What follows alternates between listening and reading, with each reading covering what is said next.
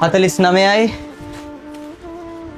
50යි මචං අරියා 50ක් දාලා තියෙන්නේ ඊටු ගෝල් ටිකක් දානවද ඉෂාන් මේ නිතරම වගේ වැඩ කරන සේවකයෙක් විතරයි මෙතන යාළුකම් නැහැ හරිද මචං ගාගෙන එන්න එපා ශාරුක වැඩ කරන මිනිස්සුන්ට ඔය විදිහට බනින්න එපා හොඳේ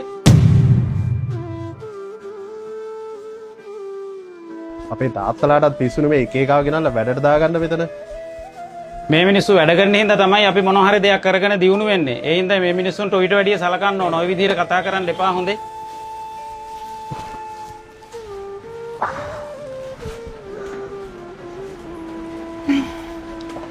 ඕකට අපි නැති වෙච්ච කාලෙක ඕවා තේරෙයි. එක්කවත් හරි. හරි. මෙන්න බෑ දවසේ පඩිය.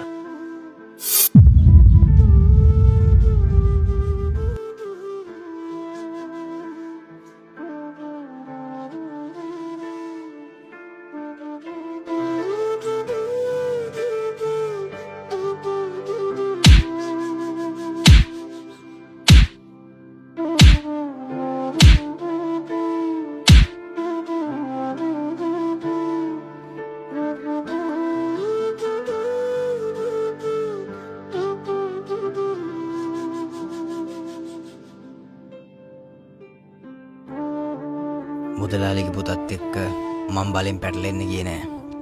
ඌයි මාත් එක්ක පැටලුනේ. හීන ගොඩක් පුරවගෙන සොච්චම් පඩියකට වැඩට ගියේ රජ වෙන්න හිතාගෙන නෙමෙයි. අම්මලා තාත්තලාගේ සල්ලි වලින් රඟන උන් පොඩි කාලේ ඉඳන් රඟන්න ඉගෙන ගත්තට උන් මනුස්සකම පොඩ්ඩක්වත් ඉගෙනගෙන නෑ කියලා මට අද තේරුම් ගියා. මගේ කතාව පටන් ගන්නෙ මමුතු විදිහකට. මගේ අම්මා තාත්තව මම දන්නේ නෑ. මගේ කතාව ලියන්න පටන් ගත්තේ කවුද කියලා මම දන්නේ නැහැ. ඒ කතාව කවුරු කොහොම පටන් ගත්තත් මේක අවසානයේ ලස්සනට ලියලා ඉවර කරන්න ඕන මමමයි. සමහර විට මේක ඔයාගේ කතාව වෙන්න පුළුවන්.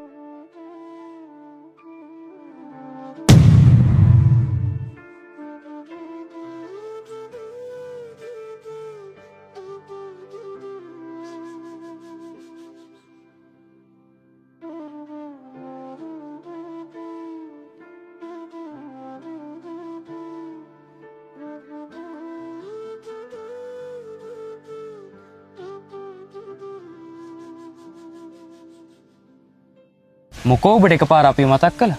මතක් වෙන්න ඕන කට්ටිය මතක් වෙන්න ඕන වෙලාවට මතක් වෙනවා අපිට. දැන් මොකද්ද ඔය කියන කේස් එක? අර අපේ කඩේ වැඩ කරපු හිඟන්න මට සද්දෙකුත් දාලා පාරකුත් ගහලා පැන්න ගියමන්කෝ. උට දෙන්න ඕන හොඳ ගේමක්. යකෝ පොඩි එකෙක්ට ගේමක් දෙන්නද මට කතා කරේ? ඌ පොඩි එකෙක් වුණත් ලොකු එකෙක් වුණත් මට ඌව බාවන්න ඕනේ.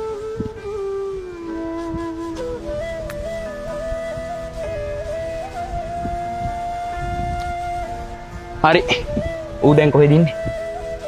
ඌ ඉන්න තැන ඔබ දන්නවද? අපේ කඩේ ටික දවසක් වැඩ කරා. මට කිව්වේ නම් ඌ වත්ත කියලා. වත්ත ඇතුලේ ඉන්න හිඟන්නේක්. හරි යමන්කෝ පැත්තට. මම ගමේ වෙල්වලයි කුඹුරුවලයි ඕන තරම් කුලප්පු වෙච්ච හරක් එක්ක දුවලා තියෙනවා. ඕන තරම් උන් ආම්බම් කරලා තියෙනවා. මුදලාලිගේ පුතා කියන්නේත් මට නිකන් කුලප්පු වෙච්ච හරකෙක් විතරයි. මොකද හරක දුවන්නේ කුලප්පුව තියෙනකන් විතරයි. වත්තේ මිනිස්සු මට මාර ආදරේ.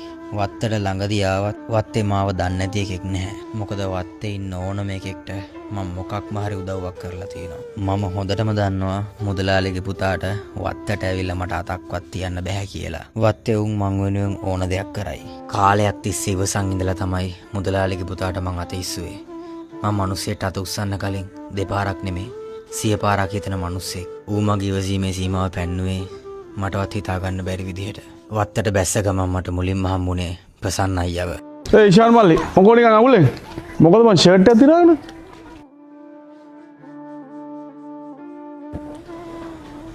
වැඩ කරපු තන අයිතිකාරයාගේ පුතා කේස් එකක් දැම්ම ප්‍රසන්නයි කියලා ලැරියම. එතකොට ජොබ් එක ජොබ් එක ඉතින් හෙටි ඉඳන් නෑ ප්‍රසන්නයි. හරි මේ ගෑරේජ් එකේ වැඩක් බලන් ඉඳවන් ඔබ. අන්න එහෙමයි වත්තේ මිනිස්සු මට තියෙන ආදරේ. සම්පූර්ණ කතාව බලන්න පේජ් එක ෆලෝ කරලා මේ වීඩියෝ එක අනිවාර්යෙන් ෂෙයා කරන්න. මේක ඔයා බලන්න මොන කතාවක්. ජය වේවා.